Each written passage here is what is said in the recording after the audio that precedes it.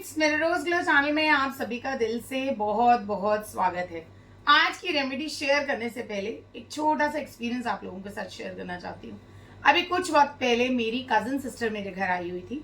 मुझे नहीं मालूम था कि उसके बालों में डैंड्रफ है और गलती से बाई चांस से उसने मेरी कंघी इस्तेमाल कर ली। अब हुआ क्या कि वो तो चली गई, उसके बाद वो कंघी मैंने भी इस्तेमाल करी और मेरे बालों में ढेर सारा डैंड्रफ हो गया। अब जब डैंड्रफ हो जाए तो आप कितना परेशान होते हैं, जिसकी डैंड्रफ है वही समझ सकता है।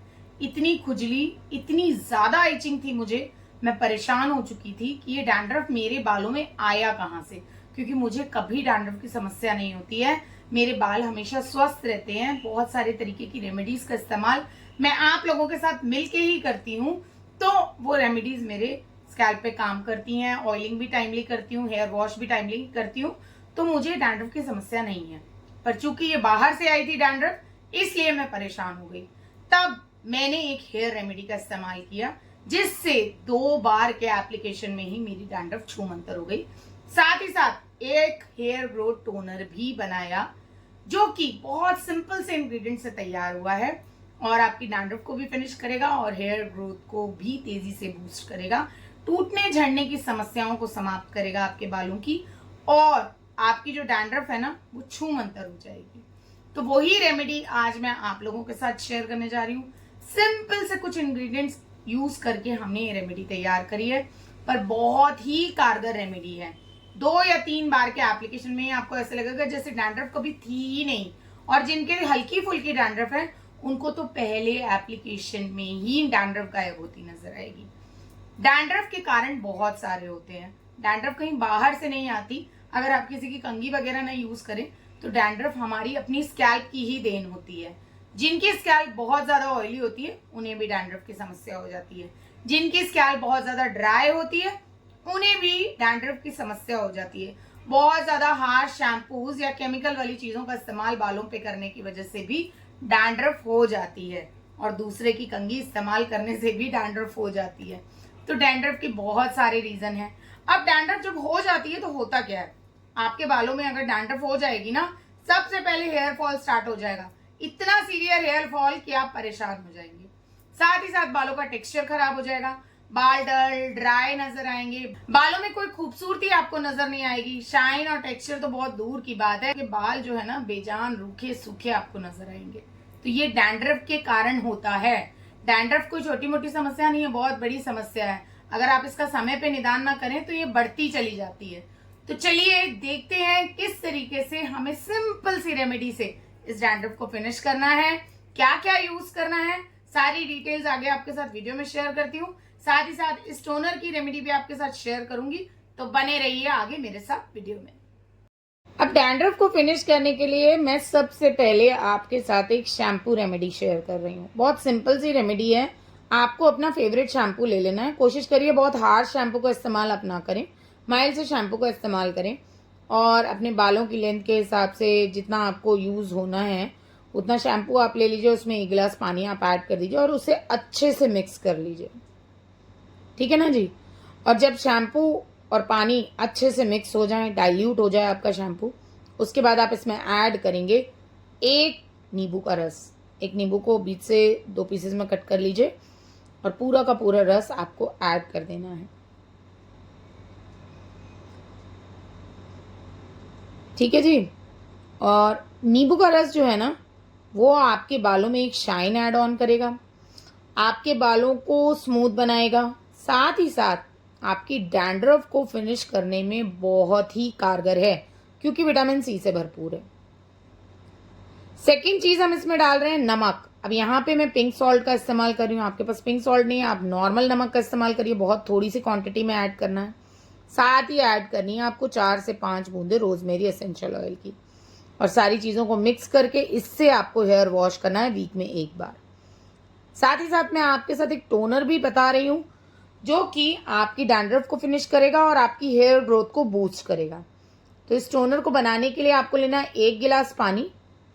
पानी में हल्का सा उबाल आने लग जाए तो उसमें आप लगभग 1 चम्मच के करीब मेथी दाना ऐड कर देंगे। साथ ही ऐड करेंगे ड्राई रोजमेरी, ये भी लगभग 1 से 1.5 चम्मच के करीब ऐड करेंगे। आंच को सिम पे करके 5 से 7 मिनट आपको इसे पकाना है अच्छे से। जब ये पानी 5 से 7 मिनट पक जाए तो आप इसे ठंडा कर लेंगे। ठंडा करने के बाद इसका कलर चेंज हो जाता है इस तरीके का कुछ।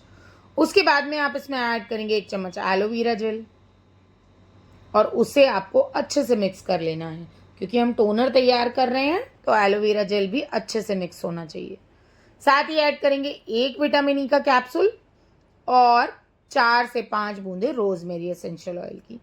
इससे आपका हेयर फॉल रुक जाएगा, आपके बालों की ग्रोथ बढ़ जाएगी, आपके बालों के टूटने झड़ने की समस्याएं पूरी तरीके से समाप्त हो जाएंगी और आपके जो बालों में डैंड्रफ बहुत ज़्यादा है ना, वो भी आप देखेंगे कुछ ही दिनों में धीरे धीरे करके फिनिश हो गई। अब जब आप शैम्पू रेमेडी कर लें तो उसके बाद आपको बालों को हल्के, जब बाल आपके गीले हों तभी आप रूट्स में इसे स्प्रे कर लें अच्छे से और हल्के हल्के हाथों से मसाज दे दें और बाकी दिन आप कोम करने से पहले इसे स्प्रे कर लें। टोनर आपको रेगुलरली यूज़ करना है तो आप देखेंगे कुछ ही दिनों में कि डैंड्रफ तो गायब हो गई, साथ ही साथ आपके बाल जो है ना बहुत स्ट्रांग हो गए और टूटना झड़ना भी पूरी तरीके से बंद हो गया। तो देखा आपने कितने सिंपल इंग्रेडिएंट्स का इस्तेमाल हमने किया। ये जो शैम्पू रेमेडी मैंने आपके साथ शेयर की है, इसे आपको वीक में 1 बार ही करना है, बार बार रिपीट नहीं करना है। सिर्फ वीक में 1 बार आपको ये शैम्पू रेमेडी करनी है और ये टोनर आपको रेगुलरली यूज करना है। जब आप मॉर्निंग में नहा धो लें और कंघी करने से पहले इसे अपनी रूट्स में अच्छे से स्प्रे करें और उसके बाद अपने बालों को कोम कर लें। और कुछ टिप्स मैं आप लोगों के साथ शेयर करना चाहती हूँ जिससे आपके बालों में डैंड्रफ नहीं होगी। सबसे पहली चीज, आपको वीक में 1 बार ऑयलिंग करनी ही करनी है। बालों को समय से वॉश भी करना है। ये नहीं कि आपने ऑयलिंग कर ली और 2 दिन वो ऑयल आपके बालों में पड़ा है तो आपके डैंड्रफ हो जाएगी। आपको समय से ऑयलिंग करनी, यानी आपने ओवरनाइट ऑयलिंग की और सुबेरे आपने शैम्पू कर लिया। इस तरीके से रेगुलरली आपको ऑयलिंग भी करनी है और समय समय पे अपने बालों को वॉश भी करना है। दूसरी चीज, आपको कभी भी गंदे बालों में ऑयलिंग नहीं करनी है। अगर आप गंदे बालों में ऑयलिंग करेंगे तो सिर्फ डैंड्रफ ही नहीं और बहुत सारे इन्फेक्शंस को न्योता दे देंगे आप।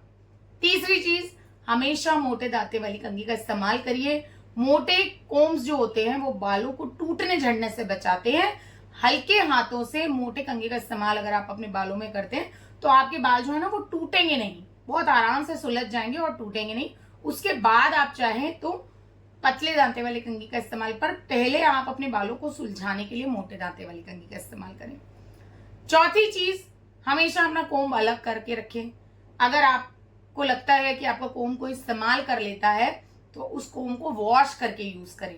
पानी से अच्छे से वॉश कर लें और उसके बाद उसे अपनी स्कैल्प पे यूज करें तो कभी भी आपको कोई इन्फेक्शन या डैंड्रफ जैसी समस्याएं नहीं होगी।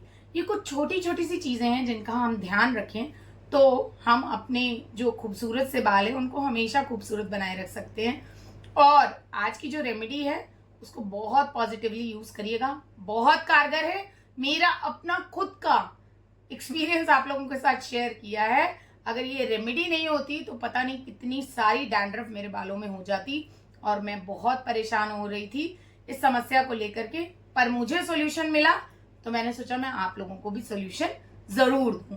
तो ट्राई करिए, ट्राई करने के बाद अपना फीडबैक शेयर करिए और साथ ही साथ मेरे चैनल को सब्सक्राइब करिए, मेरे वीडियोस को लाइक करिए और अपने फ्रेंड्स और फैमिली के साथ भी जरूर शेयर करिए। Take care, bye bye.